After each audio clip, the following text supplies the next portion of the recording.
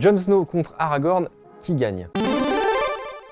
On vous laisse réfléchir à cette question, mais en attendant, nous, on va vous parler des deux séries phares de cette rentrée 2022, House of the Dragon sur OCS et Les Anneaux de Pouvoir sur Amazon Prime Video. Salut à toutes et tous, Sébastien des Numériques, aujourd'hui accompagné de Aragorn, de Gimli, du dragon Spyro et également de Thibaut, le spécialiste ciné-série chez nos camarades de Cinet. Salut! On a vu les deux premiers épisodes des deux séries et on a des choses à dire. Comme on est sur les numériques, on va vous faire un bon vieux duel en commençant par du factuel avec quelques chiffres. Honneur à House of the Dragon qui a débuté en premier le 22 août sur OCS. Le spin-off de Game of Thrones coûte un peu moins de 20 millions de dollars par épisode, soit 200 millions pour ces 10 épisodes. En comparaison, un épisode de la dernière saison de Game of Thrones, c'était approximativement 15 millions de dollars. C'est pas mal. C'est pas mal du tout. Mais à côté, les Anneaux de Pouvoir d'Amazon, c'est vraiment la série de la démesure. Parce que déjà, on a Amazon Prime qui a claqué 250 millions de dollars pour acquérir les droits pour pouvoir faire la série. Ils ont annoncé 5 saisons à la série. Et la saison 1, elle seule, coûte 465 millions de dollars de budget. Combien ? À titre de comparaison, c'est quasiment 2 fois plus que la trilogie de Peter Jackson. Et donc la série débute le vendredi 2 septembre sur Amazon Prime Video. Voilà pour le factuel, mais voyons ce que nous, on en a pensé. On va vous parler de 3 points en particulier, en commençant par l'intrigue.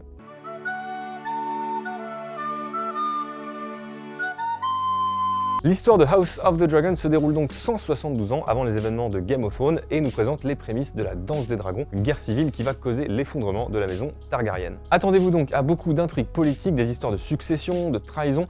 Pour le moment, la série nous semble toutefois un peu trop sage. On est bien loin de la toile d'araignée qui était Game of Thrones avec ses multiples intrigues séparées les unes des autres et qui finissaient toujours par se rejoindre à un moment ou à un autre. Ici, on reste surtout à Port-Réal, même si dialogue et narration sont toujours aussi soignés, je pense qu'on peut le dire. Du côté des Anneaux de Pouvoir, on retourne là aussi dans le passé, et là c'est 5000 ans avant les événements du Seigneur des Anneaux, pour se retrouver au milieu du deuxième âge, à un moment de la création des 20 Anneaux de Pouvoir, dont l'anneau unique forgé par Sauron, une époque où le monde de Tolkien et la Terre du Milieu qu'on connaît bien sont bien différents, et où on va découvrir notamment l'île de Númenor, dont Aragorn est un héritier direct. Aragorn, c'est lui. Et Aragorn, c'est lui.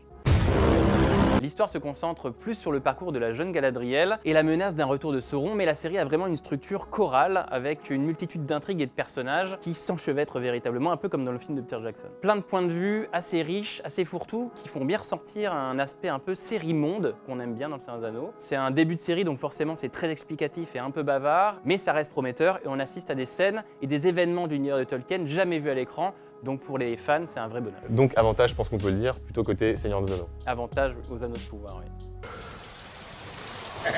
Notre deuxième section, ça va être concentré sur le casting et les personnages.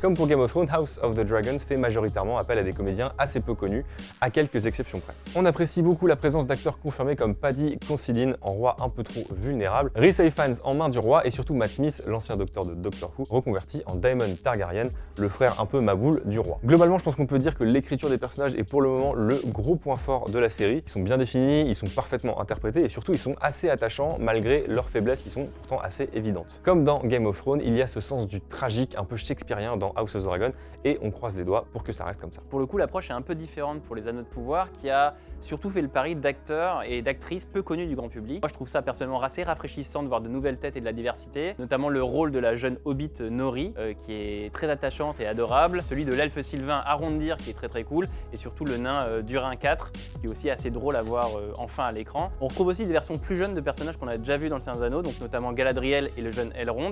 Alors après, c'est aussi un petit peu le bas qui blesse dans la série, justement parce que l'actrice Morphy Clark m'a pas beaucoup convaincu, elle a un rôle un petit peu monolithique et pas très attachante, qui n'aide pas beaucoup quand tu dois débuter dans une série. Faudra voir comment elle évolue, mais pour l'instant, c'est un peu le point faible. Donc pour le coup, je dirais plutôt avantage à House of the Dragon. House of the Dragon, je suis assez d'accord.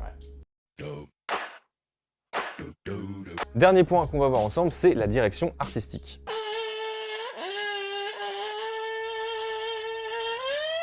Malgré un budget plus que correct, House of the Dragon tire un peu la langue si on regarde de trop près ses effets visuels. La seule exception, c'est peut-être les dragons qui sont très soignés, avec une apparence propre à chaque créature, et en même temps, avec un nom pareil, la série pouvait difficilement rater ses dragons. Pour le reste, on est pour le moment assez loin du dépaysement que nous proposait Game of Thrones, puisqu'on est cloîtré avec les personnages donc dans la ville de Port-Réal. Les costumes et les décors intérieurs sont plutôt réussis, mais là encore, c'est pas très surprenant, puisque déjà dans Game of Thrones, c'était le cas. Le seul bémol, ce sont peut-être les perruques, qui sont dans certains cas assez embarrassantes, notamment évidemment chez les Targaryen.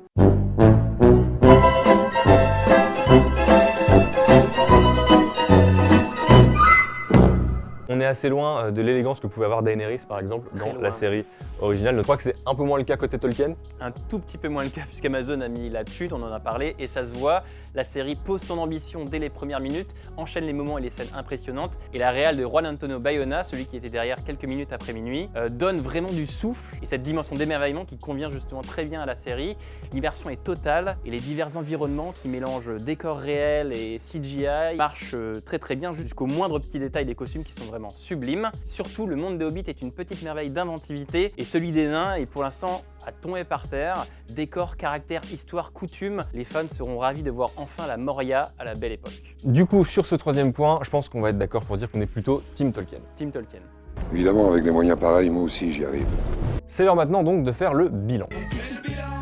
Et si on se base sur ces trois aspects, la balance penche plutôt du côté de la série d'Amazon Prime Video. Après voilà, avec un budget pareil, on s'attendait au moins à un début de saison réussi. Et maintenant, on va surtout observer comment vont évoluer les deux séries, que ce soit celle de HBO et OCS ou celle d'Amazon Prime Video. Quoi qu'il arrive, ce sont deux séries qui restent des valeurs sûres dans leur domaine. Et au final, le grand gagnant, c'est peut-être le spectateur, puisqu'il a quand même deux séries formidables pour la rentrée, et ça, c'est assez génial.